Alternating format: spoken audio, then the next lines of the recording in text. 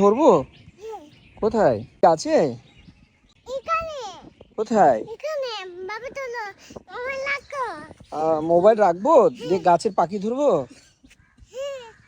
তুমি ধরতে পারছো না কেন? পাখি চলে গেছে। বাবা ধরবে না? কে ধরবে? আতা ধরবে? বাবা ধরবে? কোথায় বাবা ধরবে? বাবা ধরবে না? কাঠবিড়ালি? কাঠবিড়ালি কই? গাছে গেছে? কাঠবিড়ালি গাছে গেছে, দেখতে পাচ্ছ? হুম।